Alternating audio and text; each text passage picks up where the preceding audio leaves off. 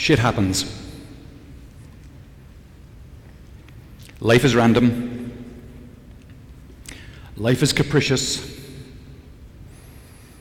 Most days are like every other day, but once in a while, along comes a day which is unexpected, which turns your world upside down, happens 3-4 times in a lifetime, and I had one of those days on the 21st of March this year. These are my kids. This is Enrique on the left and Tomas on the right, along with our 2 idiot dogs. And on March 21st, my older son Tomas was diagnosed with type 1 diabetes. And if you're unfamiliar with type 1 diabetes, and hopefully you are, it means that he now has to test his blood 6 or 7 times a day, and he has to inject himself with insulin 5 times a day, and he's just turned 15. This is a page from the book that he used to measure his blood. Each of these readings is a blood sugar reading from when he would prick his finger, extract the blood, and measure the sugar content of that blood with a blood sugar reader. But over the course of the summer, he was transitioned onto this device. This is a flash glucose sensor. It's got an inbuilt NFC chip, an inbuilt NFC chip, which means he can just tap it with his phone and it downloads the latest blood sugar data. It's got 8 hours of memory, so it stores the last 8 hours of data.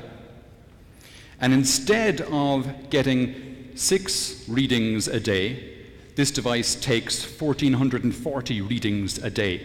It takes 1 reading every minute. So now, we get something like this. This is the chart of the first 2 weeks of September, and these are his blood sugar readings from midnight to midnight averaged over those 14 days. And you can see his blood sugar readings are nicely between the 70 and 150 or 180 target area where he's supposed to be. Just for reference, when he was diagnosed, he was 451. So it's well under control now.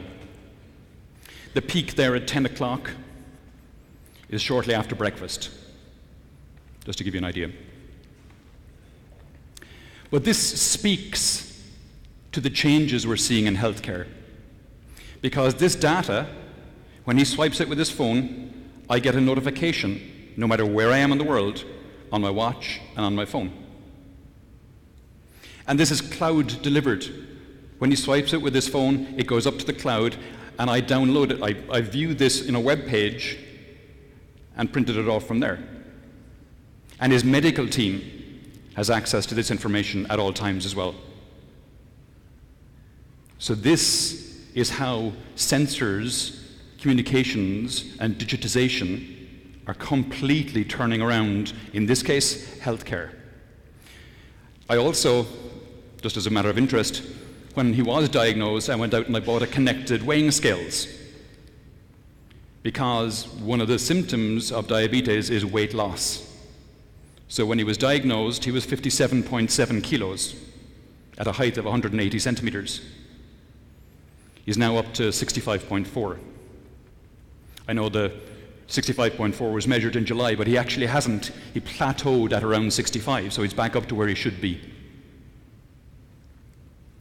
And we're all starting to wear devices like this. We're all starting to wear Fitbits or Apple Watches or whatever it is. And that's going to happen increasingly, that we all start to wear sensors.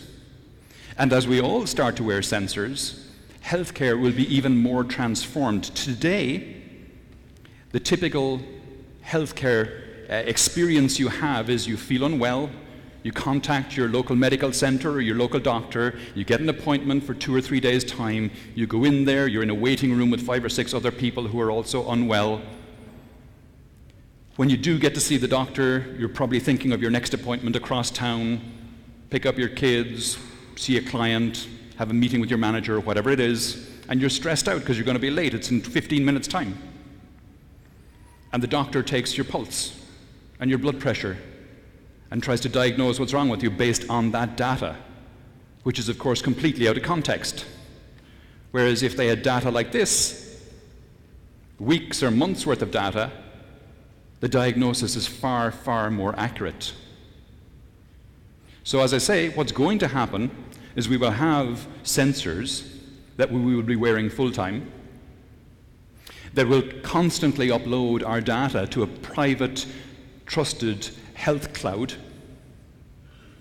And as some of our vitals go out of tolerance, an alert will be sent to our trusted healthcare provider, and will be brought in for maintenance. This is predictive maintenance for people. You're all familiar with predictive maintenance. It's the same exact model. We just copy and paste it into healthcare. Obviously, with the privacy concerns transferred as well, because it's far more sensitive data, but that's how it's going to go, because that's how it needs to go. And because data is now turning into something because healthcare is now turning into something that's based on data, all the technology companies are starting to look at it and salivate. You see Uber moving in there, you see Lyft moving in there, you see Apple moving in there. Apple have launched 2 healthcare centers in California, initially just for their own customers, but it's obviously a proving ground, and eventually they will expand out of California and beyond just their employee base. Not just Apple, Google, obviously doing a lot of work there, particularly in the AI field, and Amazon. Amazon are moving into healthcare. Who would have predicted? But of course, they've been doing AI for a long time, and they're moving into the home, so it's an obvious extension of that as well. And we see time and time again what happens to an industry when Amazon moves in. Healthcare is going to be completely disrupted. Insurance is obviously being disrupted by this as well, health insurance. This is the web page from a South African insurance company called Discovery. They're not just based in South Africa, they're in the UK and a couple of other places as well. But they've got a product that they sell to their customers called Vitality. And if you sign up to the Vitality program, you get an Apple Watch. And you get to keep the Apple Watch as long as you meet the exercise targets that Vitality sets for you. And they start nice and easy, and they gradually increase. And as you meet those targets, you get points.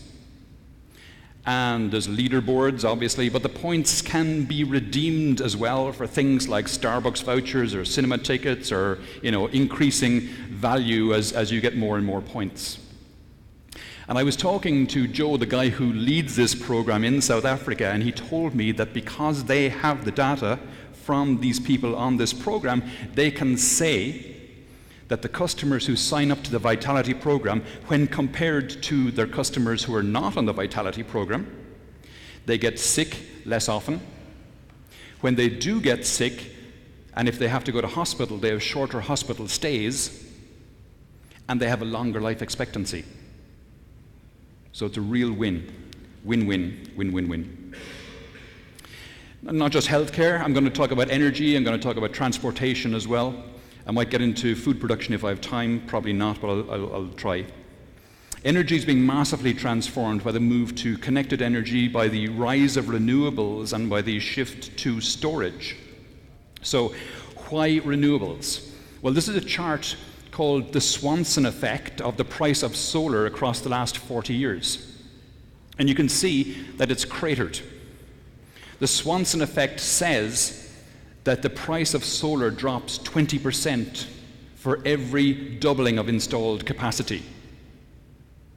And of course, that creates a beautiful virtuous circle, because as the amount of installed capacity increases, the price drops, becomes more attractive to more people, more gets installed, price drops, and so on and so on. And that value, that 30 cent there in 2015, is now considered high, because it's kept on falling. By 2018, this is a price on global auctions of power purchase agreements. You can see it's well below the price of natural gas. And more interestingly, here in Europe, this is a landmark moment for renewables in Europe. I'm sorry about the graph, it's not mine, but I'll explain it. The blue and black lines are the price of operating coal and gas plants today. This is how much they cost to operate. And you can see it's trending upwards. And the reason it's trending upwards is because the cost of the fuel is increasing, and also the cost of carbon on the EU ETS market is increasing. It crossed the 20 euro threshold per tonne earlier this year. It's going to hit 25 euros per tonne by the end of this year, and by next year it'll be up to 35 euros a tonne. It's not coming back down, and so these lines are going to continue to go up and to the right, which in this case is a bad thing for them, good thing for us. The yellow and green dots are the price of solar and wind deployments. In other words, these are the costs on auctions trending downwards of building net new wind and solar parks. The lines are crossing. It is now becoming cheaper in Europe to build new solar or wind farms than to operate existing coal or gas plants. I can't stress the importance of this moment in time. It's cheaper to build new wind or solar now than to operate existing coal or gas plants. It's a huge change, and it's going to completely revolutionize how we generate power. Consequently, you see things like this. The amount of solar deployed in 2017 globally, just solar, was greater than all the fossil fuel generation brought online combined.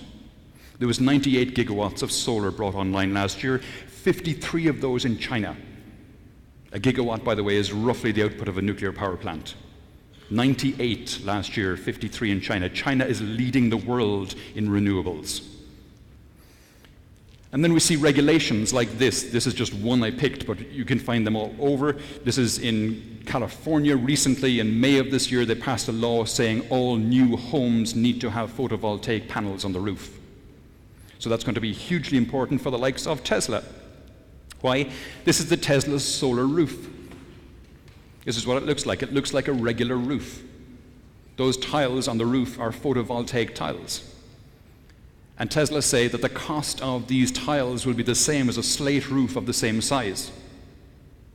And they're going on sale in Home Depot shops throughout America. This is a beautiful story that I found recently. You can see Dateline October 29th. In New South Wales, the government is going to stop giving energy subsidies to low-income households. They were giving the low-income households roughly $280 Australian a year to help them pay their energy bills. They're going to stop. Instead, they're putting solar panels on their roofs. And the solar panels will have an initial capital cost, obviously, but they will save the low-income households close to $500 Australian a year, so they'll get nearly twice the benefit they got from the EU subsidy. And they're generating renewable power. Wind, it's not just solar. Wind as well is going gangbusters. This is the GE Heliod X wind turbine. It's a 12 megawatt turbine. Most of the wind turbines you will have seen deployed will have been about 1 or 2 at maximum. This is the 12 megawatt one. It generates enormous amounts of power, obviously, and they're going to start deploying them mostly offshore. And offshore wind farms are phenomenal because you can see this one here has what's called a capacity factor of 65%. And if you're not familiar with the term capacity factor, what it means is these wind turbines are generating power 65% of the time, on average. And if that doesn't sound like a lot, coal and gas have capacity factors of 54 and 56%. Less. Why? Because when the price drops on the wholesale market, The coal and gas have fuel costs, so if the price dips below their cost price, they drop out of the market. And of course, wind and solar don't have fuel costs, so they're price takers in any market. They stay there no matter what. Consequently, the wind forecast is set to double by 2027, and that's probably a conservative estimate.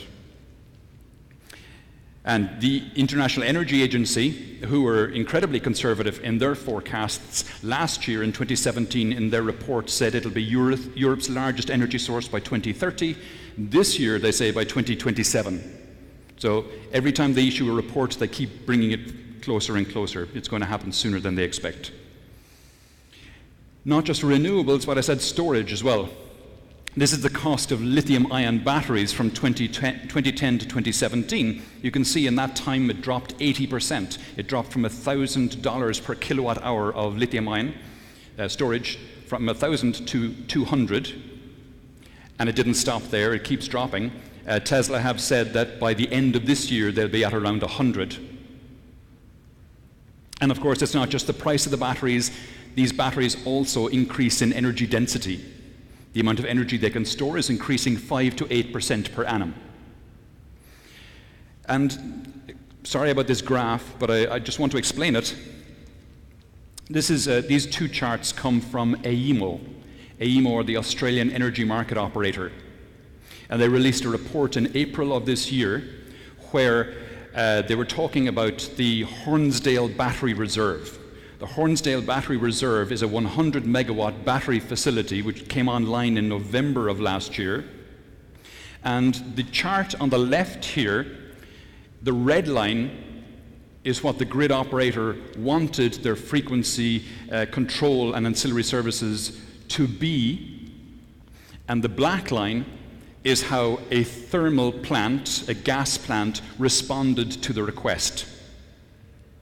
So close, but not quite on the line. Whereas, subsequently, when they started asking the Hornsdale Battery Reserve to respond to the frequency control requests, you can see the red and black lines are spot on.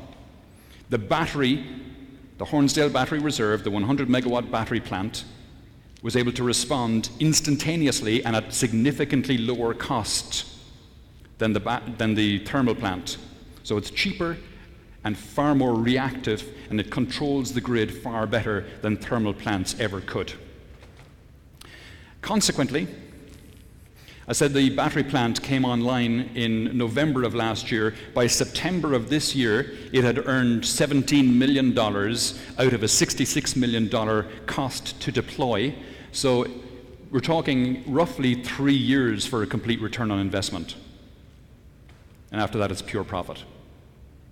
Consequently, we're seeing other battery plants being deployed, similar ones. This is a 20 megawatt plant which was deployed in Belgium, and ironically, it was deployed on the site of an old coal plant.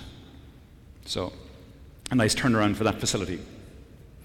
And there you see, this is a chart of the expected battery market between now and 2030, so here we are today, 2018, you can see how that market is going to explode across the next 12 years. And I suspect that that is an underestimate because it's not taking into account the move to vehicles and transportation, the electrification of transportation. This is another interesting story out of Australia where Tesla are installing their solar roofs, and this is a stock photo, so the roof won't look like that. It'll look like the previous picture that you saw.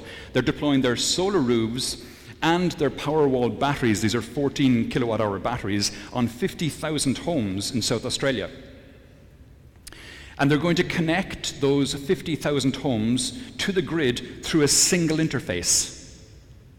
So you've got 50,000 micro-generators coming into the grid through a single interface. It's cloud computing for energy. It's a virtual power plant.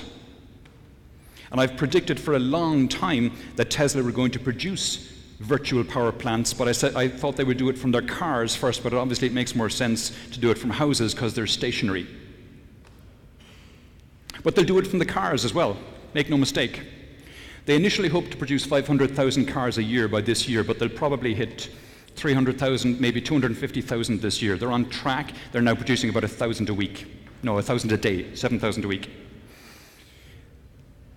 If they get to 250,000 this year, and let's say the batteries are roughly, on average, 80 kilowatt hour batteries, that's 20 gigawatt hours of storage this year.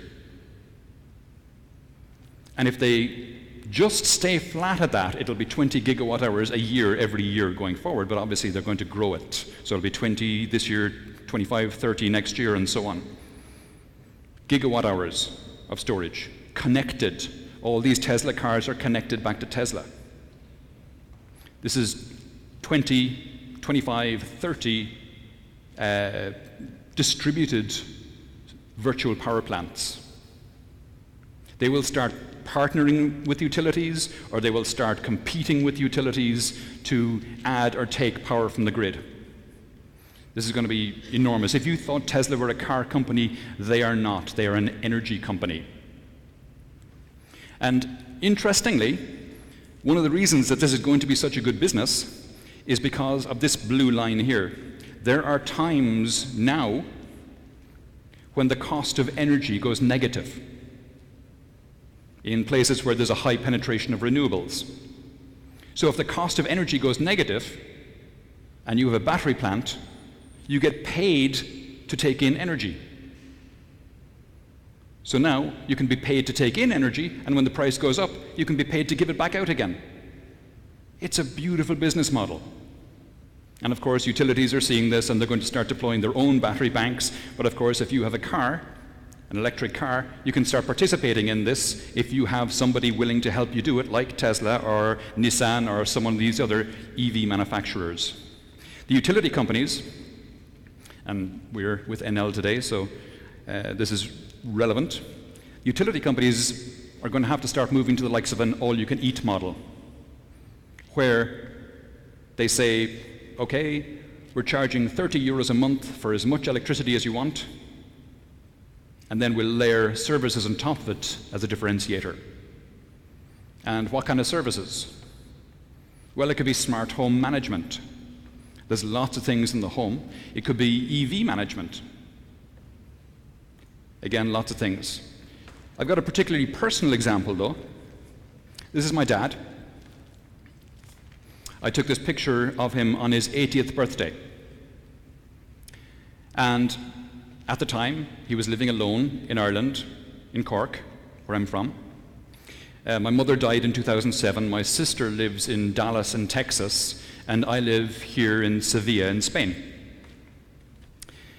So, would I have paid his utility company 10 or 15 euros a month to be notified if his lights did not go off at 11 o'clock at night, or if his lights didn't come on at 7 o'clock in the morning? In a heartbeat. In a heartbeat, I would. So, he's not alone in this. He's one of a growing demographic of seniors living alone who have younger relatives interested in their well-being.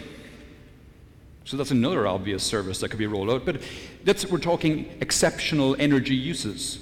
It doesn't have to be something like that. It could be that you have a second home. And if the lights go on when you're not there, you want to be notified. Or if there's a power cut and you have a fridge full of meat, or in my case, a fridge full of beer, you'd want to know about it. You know, so those kinds of things. And of course, vehicle to grid is going to be a big one as well. And vehicle to grid is going to, according to this report, provide utilities with $2 billion by 2025. So that's trading energy from your car, to and from your car, and helping keep the grid stable. And utilities are loving the move to electrification of transportation, and why wouldn't they? The demand for electricity has plateaued over the last number of years. So this is a chance for them to increase the demand for their product. The global move to transportation from electricity means that there will be a 300 times increase in demand for electricity, which brings us nicely on to transportation.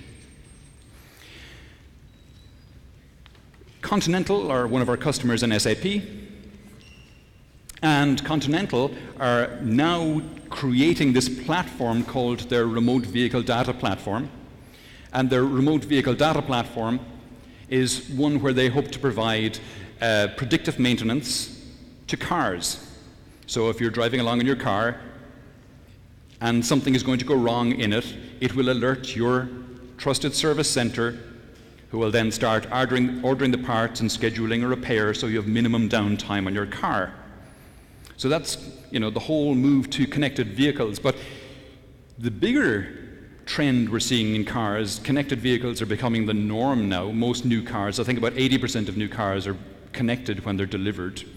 But the bigger move in cars is the move to the electrification of cars. And why is this happening? Well, this is happening because China says so. Literally that. China has decided it wants the world to be in electric cars, so it passed a law which says if you are a car manufacturer and you want to sell cars in China, then by 2019, 10% of your offerings need to be electric vehicles. 2019, 3 months' time. Now, in 2017, 30% of the cars sold globally were sold in China. 20% were sold in North America and 17% in Europe. 30% were sold in China. It's the world's largest market for cars. Every car manufacturer wants access to that market. And they said 10% by 2019, 12% by 2020, and so on up to 25% of sales by 2025. Consequently, all the manufacturers started announcing the billions of euros or dollars that they were spending to bring electric vehicles to market. Even Porsche has said that by 2030, all Porsches will be fully electric. Volkswagen, who have had reputational issues, have seen this trend, and they want to be selling by their own targets. They've targeted sales of 3 million electric cars a year by 2025, and they know that the biggest bottleneck to the sales of electric vehicles is going to be the supply chain of batteries. So they have doubled down on that, and they have ordered $48 billion worth of batteries from their suppliers to secure that supply chain. The range of these electric vehicles: this is the Mercedes EQC, which was announced a few weeks back and is coming to market next year. Of course, it's 2019. It's going to have a range of about 500 kilometers. And all of the cars that have been announced in the last few weeks, the Jaguar I-Pace, the Audi e-tron, the EQC, etc., they all have ranges in the 400 to 500 kilometer range. This is the BMW iNext. Well, the i4 is going to have a range of 400 miles, which is about 600 kilometers, and the iNext, which comes out in 2021, will have a range of 700 kilometers. And this is the Tesla Roadster, which launches in 2021, 1.9 seconds to 100 kilometers an hour, and a range of 1,000 kilometers. In 2021, a range of 1,000 kilometers. It has a 200 kilowatt-hour battery. So when electric vehicles start having a range of 1,000 kilometers, then it's the internal combustion engine vehicles that have the range issue. The Tesla Model 3, just for interest's sake, not available in Europe yet, but in North America, these are the sales figures for August. In North America, 17,000 Model 3s were sold and delivered. 9,700 BMW 2, 3, 4, and 5 series combined. 8,700 Audi A3, 4, 5, and 6. 7,900 Mercedes Class C, CLA, etc. They are destroying all the other manufacturers in their classes. Destroying them because there's a demand for electric vehicles. In Norway, who have good subsidies for electric vehicles, 60% of new vehicle sales are now electric vehicles. And interestingly, of that 60%, 45% is fully electric. Only 15% is plug-in hybrid. So people are going full electric rather than hybrid. And this is the chart of the degradation of those batteries over time. You know your phones and your laptops, the way the batteries lose capacity over time? That's because they're not properly thermally managed. The batteries in the Teslas are completely thermally managed. They lose about 1% of capacity every 30,000 kilometers, so that by 300,000 kilometers, they're still at 91% of original capacity. These cars go on forever. Elon Musk said recently he wants to guarantee the cars for 1 million miles. It's phenomenal. These cars never stop. This is a chart of the top 10 faults in cars in 2015. Only one of those faults can happen to an electric vehicle. Number 4, in case you were wondering. It also happens to be the cheapest one to repair. The electric cars don't have any of these faults because they don't have any of these parts. An electric drivetrain has about 20 moving components. An internal combustion engine one has over 2,000. So by the mid-2020s, EVs will be cheaper to buy, cheaper to run, more reliable, have greater range, have a longer lifespan, and crucially, because of all that, they will have a resale value, which, given all of the above, the internal combustion engine ones won't. People talk about the grid. Will it be able to manage? Well, at the moment, the UK are saying that they're going to ban the sale of internal combustion engine vehicles by 2040. And National Grid, who manage the UK grid, say, make it 2030. We'd prefer that. They don't see any issues with it. And the fossil fuel companies are seeing this. They're seeing the shift to electrification. BP bought ChargeMaster, the largest charging infrastructure company in the UK, and Shell also bought New Motion, which was one of the biggest ones in Europe, because they see the service stations are going to have to shift to providing electric charging. And as the service stations transition to providing electricity, they will transition away from providing fossil fuels. So by the mid to late 2020s, finding a service station to put petrol or diesel into your car will become more and more difficult. The infrastructure issue that people talk about today with electric vehicles will flip. And then we have regulations. Madrid is banning all internal combustion engine vehicles, petrol and diesel, from the city centre by November 23rd of this year.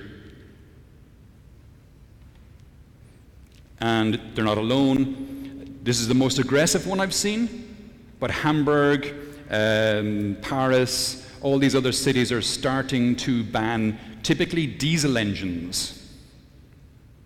But Madrid has gone for petrol engines as well. And they're introducing it slowly over time, but it's starting on November 23rd of this year. MEPs in the European Parliament voted recently for a 40% cut in car emissions by 2030. A 40% cut emissions means no plug-in hybrid will meet that standard. Only fully electric cars will meet that standard. And Denmark and Israel and several other countries have also voted to ban the sale of internal combustion engine vehicles by 2030. So regulations will play a big part in this as well. And it's not just cars. This is Harley-Davidson. They're producing electric motorbikes. And interestingly, they're also producing electric bicycles next year. They see their demographic as fat old white guys starting to die out, so they want to start to appeal to a younger demographic. So they're going for electric bicycles. Can't imagine what an electric Harley bicycle will look like, but there you go. Will it have a speaker in the back? Electric buses. China has 300,000 fully electric buses operating in its fleet today. They produce 9,500 fully electric buses every 5 weeks. Why do I choose 5 weeks and 9,500? Because 9,500 is the number of buses in the London bus fleet. So they produce a London bus fleet of electric buses every 5 weeks. Initially, they'd just been selling them in China, but now they're going global. So, and the TCO on these means they're cheaper to operate than diesel. Trucks, these are the Tesla trucks, the 18-wheelers. They have a range of between either 500 or 800 miles, depending on which battery configuration you go for. Daimler are doing it as well, as are Volvo, as are DAF, as are Peterbilt, as are Renault. And the Renault ones are interesting because they're slightly smaller. They're the kind of mid-sized trucks and refuse vehicle there on the right, which is important because if we look at the emissions from these vehicles, it's the 18-wheelers, it's the buses, it's the trucks, which have the greatest number of emissions and typically operate in cities where they pollute the atmosphere. Not just buses, not just trucks. Planes are also starting to go electric. This will take longer, obviously, but Airbus, Rolls-Royce, and Siemens are working on hybrid technology. Boeing are also going into this area, as are EasyJet. EasyJet have signed a deal with Wright Electric in California to try and create a 180-seater plane capable of going 300 miles. 300 kilometers, one of the two. Can't remember, sorry, by 2026. Ships are going electric as well, and Rolls-Royce have seen this, and they're starting to develop their ship intelligence unit with drone ships, drone cargo ships. You can see there's no bridge on these ships. They're operated from a remote control room with a captain who is simultaneously managing probably tens of ships. Which gets us nicely into autonomy, and the shift to autonomy in transportation is a huge change which will have massive implications for the car companies, because this is the Chevy Bolt. You can see it has no pedals and no steering wheel. It's launching as a taxi service next year, operated by General Motors under its Maven brand. You will have a Maven app on your phone that you can summon the General Motors autonomous Maven taxi. It'll come, you sit into it, it'll take you wherever you want to go. Why are they doing this? They're doing this because today General Motors earns $30,000 from every car it sells, and it earns it in after-sales service, maintenance, repairs, etc. $30,000. But of course, as we shift to electronic cars, they require less maintenance. They have less parts to fail. That $30,000 is going to shrink. They also last longer. And then as we shift to autonomy, there's less crashes and there's less cars sold, so that 30,000 shrinks even more. So they're going for transportation as a service. They're not going to sell these cars. They're going to maintain ownership of the cars and sell the service, transport as a service, mobility as a service. They're going to sell the use of these vehicles, and that way they earn the 30,000 per vehicle and more, because the cars operate 24/7, 7 days a week, and they just keep on earning for General Motors. So it makes a huge amount of sense for them to go down this route. And of course, they're not the only ones doing it. Addison Lee have announced that they're going to be deploying self-driving cars in London by 2021. Waymo, if you're unfamiliar, Waymo are Google's play in this space. And Waymo are launching self-driving taxis in several US cities this year. And why is Waymo interesting? Well, Waymo is interesting for a couple of reasons. The first one is this. This is data reported to the DMV, the driving authority in California, for the amount of miles driven before a driver has to intervene. The color of the circles denotes the year 2015, 16, and 17. Waymo are out here by themselves, way ahead of everyone else. Their cars in 2017 went nearly 6,000 miles driven before a driver had to intervene. Everyone else is far behind them. And the CEO of Waymo has said, car companies make cars, that's what they should do. Self-driving companies like Waymo make drivers. This is interesting if you think back 10 years. 10 years ago, Google launched Android. And look what happened to the handset manufacturers. Now we're in 2018. They've got Waymo. What's going to happen to the car manufacturers? That's their play in this space. Copy and paste Android, and you've got what Waymo is going to do in the next 10 years. These cars, these autonomous cars, are significantly safer as well. A Tesla in autopilot crashes 40% less than a Tesla driven manually. Insurance companies are seeing that, and they're dropping the price this is Direct Line, largest insurer in the UK. They're giving a 5% discount to drivers with autonomous mode. That's 5% now, that will increase. Berlin has a startup called Emil, which is actually launching pay-per-mile car insurance, which is a phenomenal idea, I think, because I drive around 6,000 kilometers a year. No, about 10,000 kilometers a year, but 6,000 miles a year, 10,000 kilometers a year, which is nothing, and I'm paying the same insurance as people who drive 10,000 kilometers a week. Makes no sense. And the move to autonomy means there'll be far more businesses arrive because, as in this case, Nuro has done a deal with Kroger. Kroger are the largest retailer in the US, and Nuro are going to be delivering the groceries in this little autonomous vehicle. There's no space for a driver in that. So you order your groceries on the Kroger app on your phone or on your laptop. The groceries are put into this little Nuro device and it brings them to your door. And you'll see Starbucks and other companies do the same kind of thing because the cost of transportation is going to zero. And as the cost of transportation goes to zero, you get online, you get on your Starbucks app, you order a grande latte in the morning, they deliver it to you, and they offer to bring you to work at the same time for free because it doesn't cost them anything. So now you're getting a free lift to work for the price of your grande latte. And in that vehicle that they bring you to work, they will have bagels, they will have donuts, they will have all kinds of other things that they can sell you as well.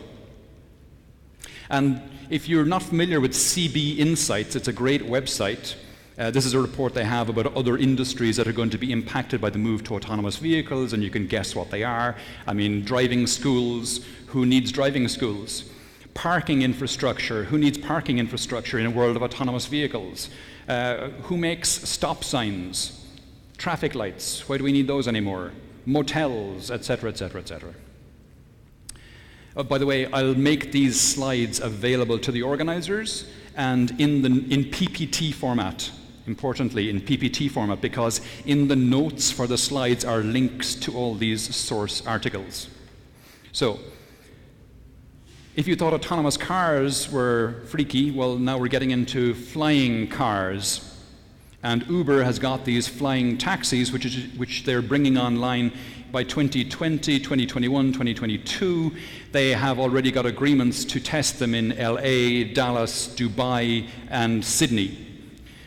Sydney in 2023. So I know that sounds freaky. Oops, okay, 5 minutes. Whoops. About halfway through the slides. So we'll skip ahead quickly. They have teamed up with NASA to develop the standards for these drones, the open standards for these drones to talk to each other and to talk to air traffic control so that everybody knows where everybody is in 3D space and you have collision avoidance systems. Volocopter, heavily invested in by Intel, are doing similar things not around the partnership with NASA, but they're doing similar things. They have this Volocopter, which was licensed for flight earlier this year. Lilium out of South Germany, similarly. Ehang, unfortunate name, out of China. Similarly, Boeing are getting into it, and Airbus are getting into it. The Airbus Vahana here was licensed for flight at the start of this year, in January of this year. So all these companies are getting into it. Interestingly, Airbus teamed up with Audi to produce this concept where a drone can come along and it can dock with the roof of your car, lift it off, leaving the wheels and the battery base behind. And then it drops you possibly on the other side of a river or on the other side of a city where you're dropped into another port, into another set of wheels on batteries, and you go along. It's probably got niche utility. If you think that's freaky, well, Gwynne Shotwell, who's the president of SpaceX, thinks we'll be taking rockets to travel.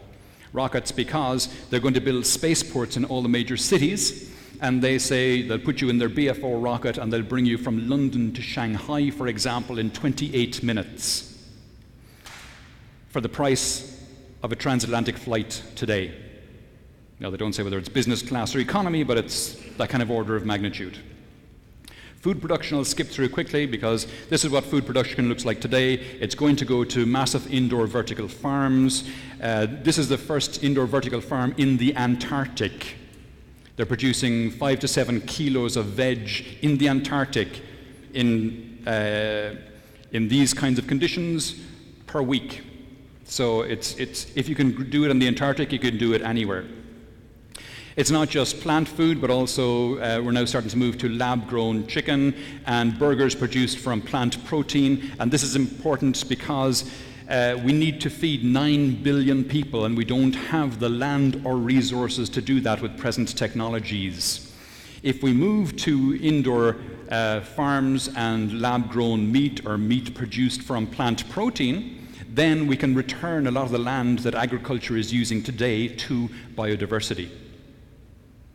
We've been reducing massively the amount of biodiversity on the planet. We need to return land to increase biodiversity, and we can also increase forestation and therefore sequester a lot of the carbon out of the atmosphere that we've been pumping into it to date, potentially reversing or at least halting the effects of climate change. AI, some of the technologies behind this AI, why is it succeeding so well? Why is it having this new renaissance? It's because the amount of compute going into AI has increased 300,000 times since 2012. The doubling time of compute in AI is 3.5 months. When you consider Moore's law is a doubling time of 18 months, a doubling time of 3.5 months is phenomenal. Consequently, we see things like this. It can detect cancer, it can do brain scans, and so on and so on. It can do better than lawyers, and et cetera, et cetera. And so lots of people are concerned that the AIs are going to come and steal their jobs. This is a spinning jenny. The spinning jenny is the world's first artificial loom, or mechanical loom, for creating yarn. It was invented in the UK in 1756. And there were lots of riots then, lots of people killed because people thought this spinning jenny was going to come and steal their jobs. And what happened? In 1760, there were 7,900 spinners and weavers in the UK. By 1790, that number had grown to 320,000. The numbers exploded. Why? Because the spinning jenny could make yarn at cheaper prices and of better quality than could be done manually. So now more yarn was available, better quality and cheaper, so more people had access to buy yarn. So they did. And so because there was more demand there, they had to make more spinning jennies, which made economies of scale, which meant more yarn, cheaper, better quality again, and so on and so on and so on, and we had the Industrial Revolution.